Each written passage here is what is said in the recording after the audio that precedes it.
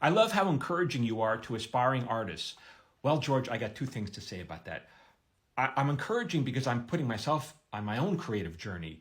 Even though I'm a successful TV writer, many of you know I have a book that just came out called The Paper Orchestra, and I'm touring with that as a one-man show. I've never done that before.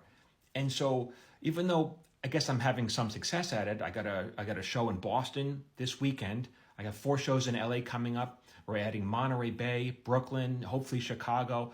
All of that, which looks like success, has been a struggle, and it hasn't been coming as fast or as quickly as I hoped it would have. But the truth is, and I know this to be true, that success is supposed to take a long time.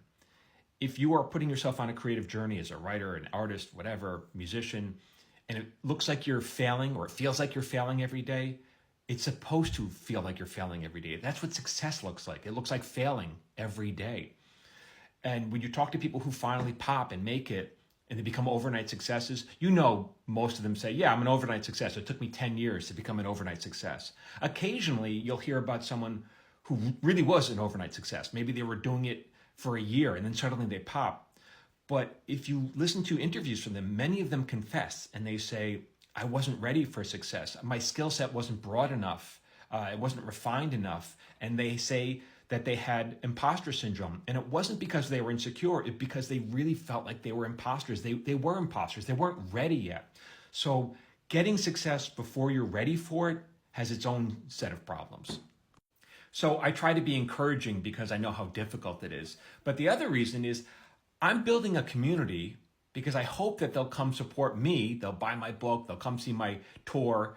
Hopefully they'll support me the way they feel that I have been supporting them over the years by posting and by sharing all my knowledge. I have fans. I got super fans. God bless them. You know, these are people, they buy my book and then they buy the audiobook because they're not done with it. Or they travel hours and hours to come see my show. I'm so grateful for these people. Thank you, thank you. But if I'm being honest, most people in my community, I mean, I'm talking the vast majority of people in my community, do nothing at all. Really. What are you going to do about it? Nothing. There's nothing you can do about it. But if you are an aspiring artist and you're lamenting that how hard it is to get people to come see your play or download your music or buy your book, then you got to ask yourself, are you supporting the community the way you hope the community supports you? Are you buying other people's books? Are you going to see their shows? Are you downloading their music? And if you're not, then you don't really get to complain. And by the way, saying, well, I have Netflix, that supports the community. No, that Netflix is not supporting the community. I'm talking about supporting individual people. So, I get it. Time is limited, money is limited. You may have family obligations. All of those are valid excuses why you can't be supporting the community, but then you don't get to complain that the community is not supporting you.